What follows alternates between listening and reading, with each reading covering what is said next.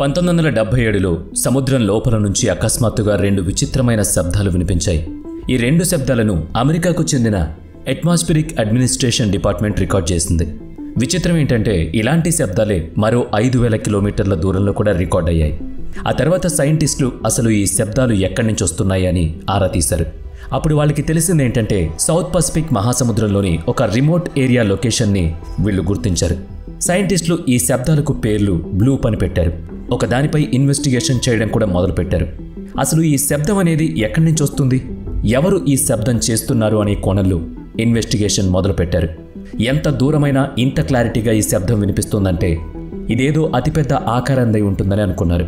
కానీ south Pacific ఓషన్లో ఎక్కడా కూడా అలాంటి అతిపెద్ద ఆకారం కనిపించలేదు. 1 కాదు 2 కాదు, కొన్ని ఏళ్ల పాటు ఎక్కడి నుంచి ఈ శబ్దం వస్తుందో అని తెలుసుకునేందుకు ఎంతోమంది సైంటిస్టులు ప్రయత్నించారు. కానీ ఫలితం దక్కలేదు. అయితే సైంటిస్టులు ఈ ఇన్వెస్టిగేషన్లో తెలుసుకుంది ఏంటంటే పసిఫిక్ మహాసముద్రంలో ఎక్కడైతే ఈ శబ్దాలు వినిపించాయో అక్కడ ఏదో ఒక స్పెషాలిటీ ఉందని. అయితే ఆ స్పెషల్ ఆ ప్రాంతానికి ఉన్న ప్రత్యేకత ఏంటి అన్నది మాత్రం గుర్తించలేకపోయారు. అందుకే ఆ ప్రాంతానికి సంబంధించిన 4 దిక్కులు కలిపి పాయింట్ నేమో అని పేరు పెట్టి దాని పర్యవేక్షణలో ఉంచారు. ఈ పాయింట్ నేమోకి కొన్ని వేల కిలోమీటర్ల దూరంలో ఒకవైపు చిలీ ప్రాంతం ఉంటే మరోవైపు అంటార్కిటికా ఉంటుంది, ఇంకోవైపు న్యూజిలాండ్ ఉంటుంది. అంటే మన భూమికి ఇది చాలా దూరంలో ఉంది, కానీ అంతరిక్షానికి ఇది చాలా దగ్గరలో ఉంటుంది. ఏంటి, భూమికి దగ్గరలో ఆ ప్రదేశం ఉండదా? అంతరిక్షానికి దగ్గరగా ఉంటుందా? అది పాసిబుల్ కాదు కదా అనుకుంటున్నారా? కానీ ఇది పాసిబుల్.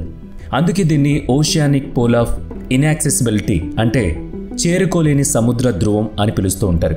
ఈ పాయింట్కి దగ్గరలో ఎటువంటి మానవ నివాస సముదాయం ఉండదు. అందుకే సైంటిస్టులు దీన్నే నేమో అన్నారు. లాటిన్ భాషలో నేమో అంటే ఎవ్వరూ లేనిది అని అర్థం. భూమి మీద నివసించే వారికంటే భూమికి 20,058 మైళ్ళు ఎత్తున అంతరిక్ష కేంద్రంలో ఉండే వ్యోమగాములు ఈ ప్రాంతానికి దగ్గరలో ఉన్నారు.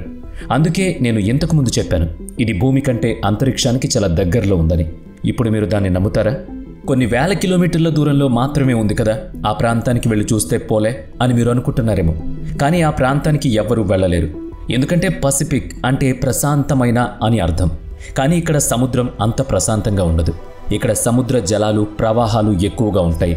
అలలు బలంగా ఆకాశమంత ఎత్తున ఎగిసి పడుతూ ఉంటాయి. రకరకాల విన్యాసాలు చేస్తూ ఉంటాయి, జరుగుతూ ఉంటాయి. ఇక్కడికి దగ్గరలో రకరకాల బ్యాక్టీరియాలు కూడా చిన్న చిన్న పీతలను శాస్త్రవేత్తలు గుర్తించారు. అయితే ఎటువంటి జీవరాశులు లేని ఈ ప్రాంతం నుంచి శబ్దాలు ఎందుకు వస్తున్నాయి, ఎలా వస్తున్నాయి అనేది సైంటిస్టులకు కూడా అంతు చిక్కని ప్రశ్న. అసలు ఈ శబ్దాన్ని సైంటిస్టులు ఎలా గుర్తించారంటే 3,000 మైళ్ళ కంటే ఎక్కువ దూరం నుంచి నీటి అడుగున ఉన్న మైక్రోఫోన్ల ద్వారా ఈ శబ్దాన్ని గుర్తించారు. ఈ పాయింట్ని 1992లో క్రిసియాకు చెందిన సర్వే ఇంజనీర్ లొకేటలా కంప్యూటర్ ప్రోగ్రాం ద్వారా ఈ పాయింట్ను గుర్తించారు. ఖచ్చితంగా నేను చెప్పగలను, ఈ పాయింట్ ఉన్న ప్రాంతంలో దాని మీద కానీ అక్కడ వరకు కానీ ఇప్పటి వరకు మనుషులెవ్వరూ వెళ్ళలేదని. ఇక్కడ ఇంకొక ఇంట్రెస్టింగ్ విషయం ఏంటంటే లుకెట్ ఎలా ఈ ప్రాంతాన్ని గుర్తించడానికి 66 సంవత్సరాల ముందే హెచ్పి లవ్క్రాఫ్ట్ అనే రచయిత ఒక పుస్తకంలో దక్షిణ పసిఫిక్ సముద్రంలో దాదాపు ఈ ప్రాంతంలోనే ఆక్టోపస్లా అనేక చేతులు ఉన్న జీవి ఒకటి ఉండేదని చెప్పాడు. ఈ జీవి అక్కడ ఒక గుహలో నివసించేదని కూడా అందులో చెప్పాడు. భలే విచిత్రం కదా, సైంటిస్టులు శబ్దాన్ని గుర్తించిన ప్రదేశం, లవ్క్రాఫ్ట్ వింత జీవి ఉందని చెప్పిన ప్రదేశం ఒకటే కావడం నిజంగా విచిత్రం. ఏది ఏమైనా ఈ ప్రాంతంలో ఎవరూ లేకపోవడం, అక్కడికి ఎవరూ వెళ్ళలేకపోవడంతో ఈ ప్రాంతం ఒంటరిదైపోయింది. అయితే భూమి మీద అత్యంత మారుమూలన ఈ ప్రాంతం ఉన్నప్పటికీ పాయింట్ నేమో మానవాళికి బాగా ఉపయోగపడుతుంది. అది ఎలా అంటే మనుషులతో పాటు సహకార జీవులు సైతం లేని ఈ ప్రాంతంలో కాలం తీరిన ఉపగ్రహాలు అంతరిక్ష వ్యర్థాలను పాయింట్ నేమోపై మళ్లించి అక్కడ కూల్చివేస్తున్నారు. దీంతో ఈ ప్రాంతం అంతరిక్ష నౌకల శ్మశాన వాటికలా మారిపోయింది. యూరోపియన్ స్పేస్ ఏజెన్సీ స్పేస్ షిప్లతో పాటు రష్యాకు చెందిన సూయిజ్ స్పేస్ క్రాఫ్ట్లు, సోవియట్ యూనియన్ కాలానికి చెందిన మీ స్పేస్ స్టేషన్లు పాయింట్ నెమో వద్దే కూల్చివేయబడ్డాయి. కొన్ని నివేదికల ప్రకారం 1971 నుంచి 2016 మధ్య పాయింట్ నెమో ప్రాంతంలో 260కి పైగా అంతరిక్ష నౌకలను కూల్చివేసినట్టు తెలుస్తోంది. వ్యోమనౌక అవశేషాలు, స్పేస్ సెంటర్లను ఈ ప్రాంతంలో కూల్చేయడానికి బలమైన కారణం ఉంది. ఈ ప్రాంతం నుంచి ఈ శిథిలాలను ఎవరూ దొంగిలించలేరు. అలాగే ఈ శిథిలాల వల్ల మనుషులకు, జీవరాశులకు ఎటువంటి నష్టం జరగదు. ఒంటరిగా ఈ ప్రాంతం ఉండడంతో వ్యోమనౌక శిథిలాలను అక్కడ కూల్చడం మొదలుపెట్టారు. సముద్రంలో పడిన ఈ శిథిలాలు అక్కడ లోపల ఉన్న ఇసుకలో కూరుకుపోతున్నాయి. అంతేకాకుండా ఈ పాయింట్ నెమో ఏ దేశం అండర్లో లేదు. ఇది ఏ ప్రాంతానికి చెందింది కాదు. కాబట్టి వేస్ట్ వ్యోమనౌకలను అక్కడ వేయడానికి ఎవరి పర్మిషన్ తీసుకునే అవసరం ఉండదు. దీంతో అవసరం లేని పనికిరాని వ్యోమనౌకలను ఇక్కడ పడేస్తున్నారు.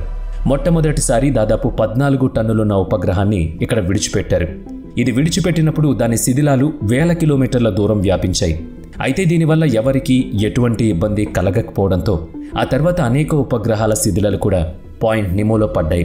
ఈ వ్యోమనౌకలను ఇక్కడ పడేసే ముందు అటుగా విమాన రాకపోకలు జరగకుండా అధికారులు హెచ్చరికలు జారీ చేస్తారు.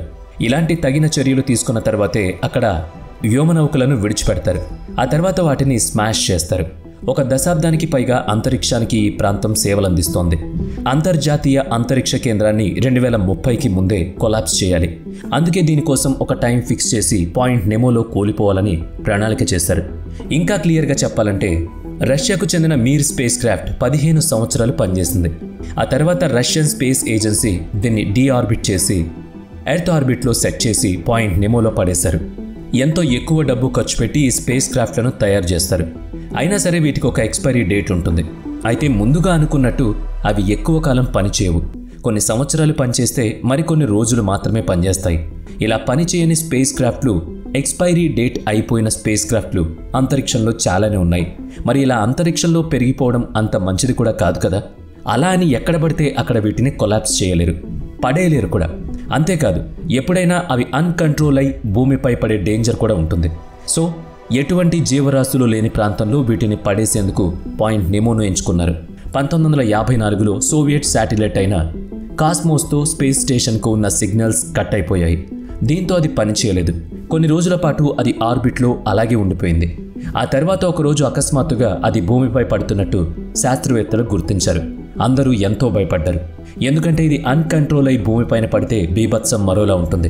శాటిలైట్లో ఉన్న కెమికల్స్ బర్న్ అయితే అది ఒక న్యూక్లియర్ బాంబ్ అంత పవర్ను విడుదల చేస్తుంది. అందుకే రష్యా శాటిలైట్ను చాలా జాగ్రత్తగా కంట్రోల్ చేసి గాల్లోనే పేల్చేశారు. ఆ తర్వాత దీని శిథిలాలు నార్త్ కెనడాలో పడ్డాయి. ఈ ఆపరేషన్ను మార్నింగ్ లైట్ అని పిలుస్తారు. అదృష్టం వల్ల ఈ ఆపరేషన్తో ఎటువంటి ప్రాణ నష్టం జరగలేదు. కానీ ఎప్పుడూ అలాగే ఉండదు కదా. అందుకే అన్ని స్పేస్ సెంటర్లు కలిసి పాయింట్ నెమోను సెలెక్ట్ చేసుకున్నాయి. సో ఇది ఈరోజు ఇంట్రెస్టింగ్ టాపిక్. మరి వీడియో నచ్చితే లైక్ చేయండి, షేర్ చేయండి. ఇప్పటి వరకు మన ఛానల్ని సబ్స్క్రైబ్ చేసుకోకపోతే ఇప్పుడే సబ్స్క్రైబ్ చేసుకుని పక్కనే ఉన్న బెల్ ఐకాన్పై క్లిక్ చేయండి. నెక్స్ట్ వీడియోలో మళ్ళీ కలుద్దాం. Thanks for watching.